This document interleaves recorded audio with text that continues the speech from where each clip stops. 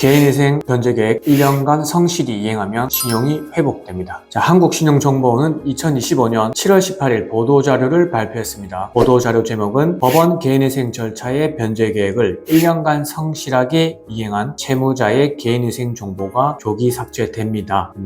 신용정보원은 법원으로부터 개인회생 절차를 진행하고 있는 채무자의 정보를 제공받아 금융권이 신용평가에 활용할 수 있도록 공유하고 있습니다. 지금까지 개인회생 정보 공유 기간은 채무자회생법에 따라 법원이 정하는 개인회생 절차의 변제 기간인 3년에서 최장 5년까지였지만 앞으로는 개인회생 변제 계획을 1년간 성실히 이행하는 경우 개인회생 정보가 조기 삭제되게 됩니다. 이게 작년 25년에 보도자료를 발표했지만 아직 모르는 분이 많아서 오늘 한번 설명을 드리도록 하겠습니다.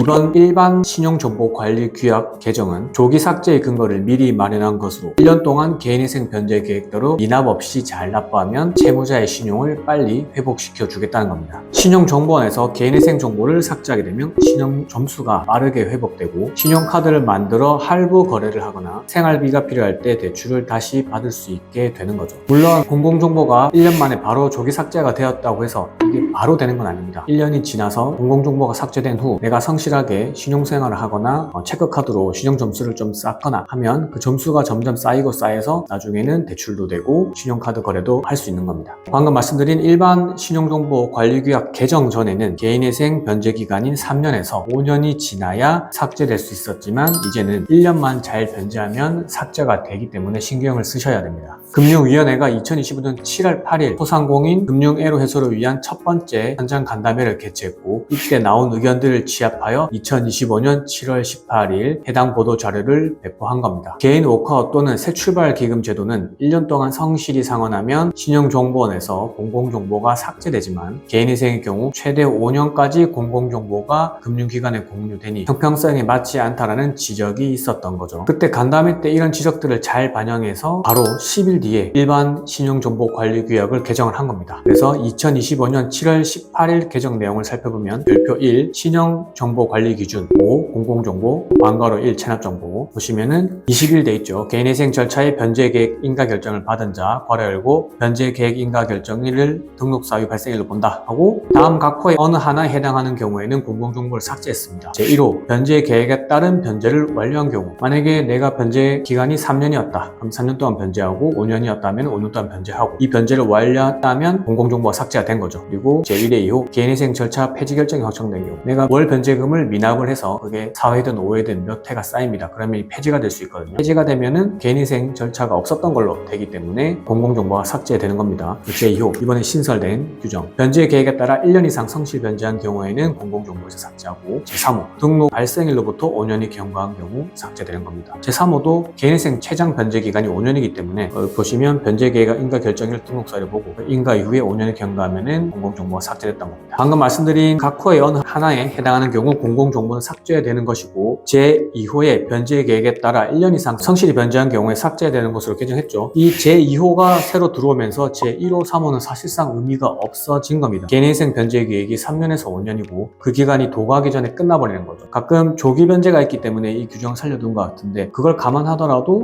변제 계획에 따라 1년 이상 성실 변제하는 게 제일 짧은 기간에 해당하니까 제2호에 해당하면은 바로 공공정보가 삭제되는 겁니다.